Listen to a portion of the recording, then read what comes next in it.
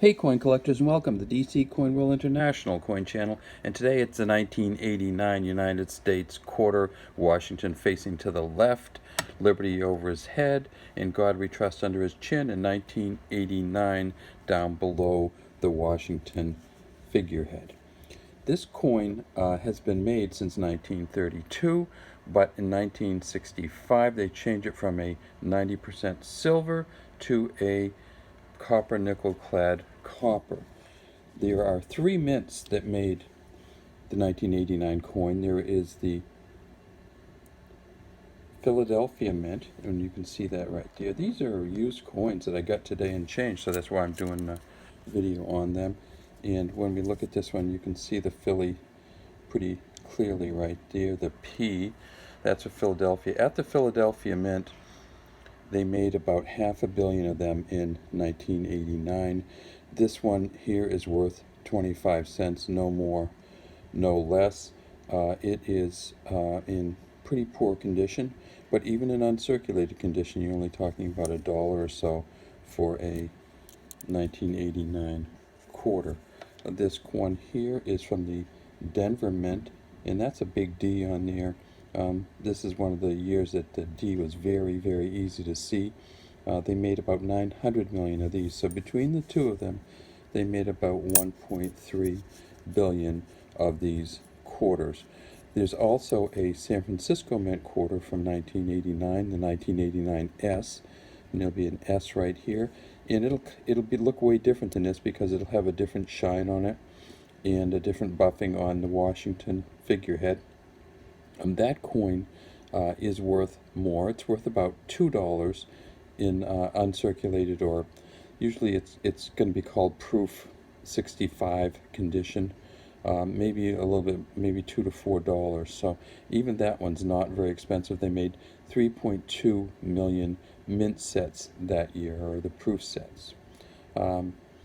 So when you're looking for these coins, there's a couple different things you want to look for, and in a used coin, you're almost never going to find them. But let's take a look at this one. First off, you always want to look and see how clear the initials are down underneath. And there should be a JF down there, which you can't really even see. For John Flanagan, he was the engraver of these coins. If you tip this up, you can clearly see that it's a copper nickel coin. There is the copper nickel on the outside, which is a mixture. On the inside, this reddish brown, that's the actual copper center. And then on the outside, or the back, there's another copper nickel cladding. The top, it says United States of America, E pluribus unum. That's actually an M there. When it's worn like this, this is not a mint issue. This is just a wear issue. You can see the whole thing is worn.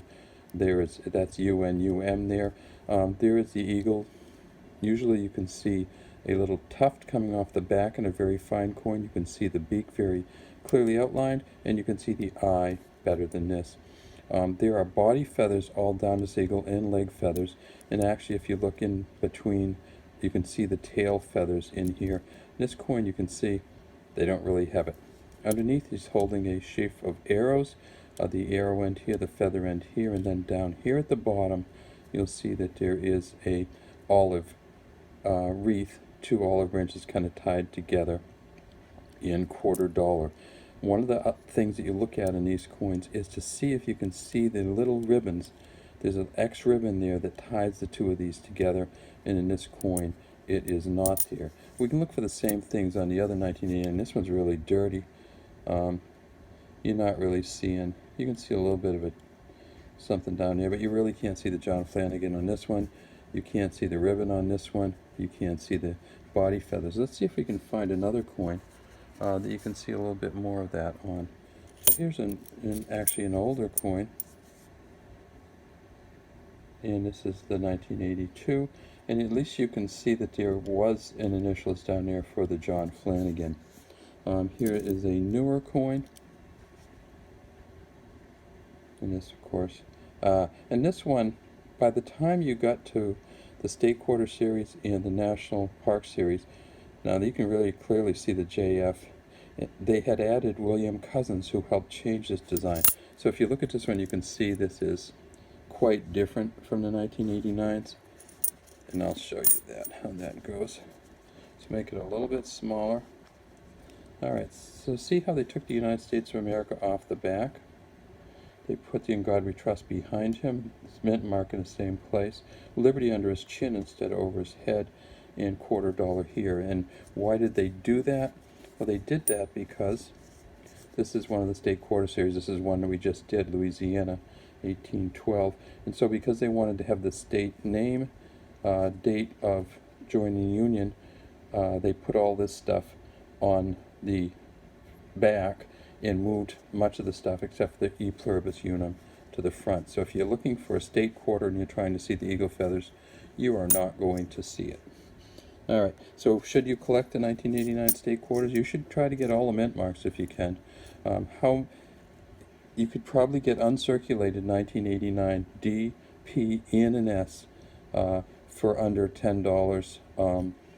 And I think they're well worth collecting, but they're not going to be worth much in terms of selling, probably ever. Alright, have a great day from DC Cornwall International Coin Channel. We'd love to have you subscribe to our channel. Leave any comments you have in the comments section.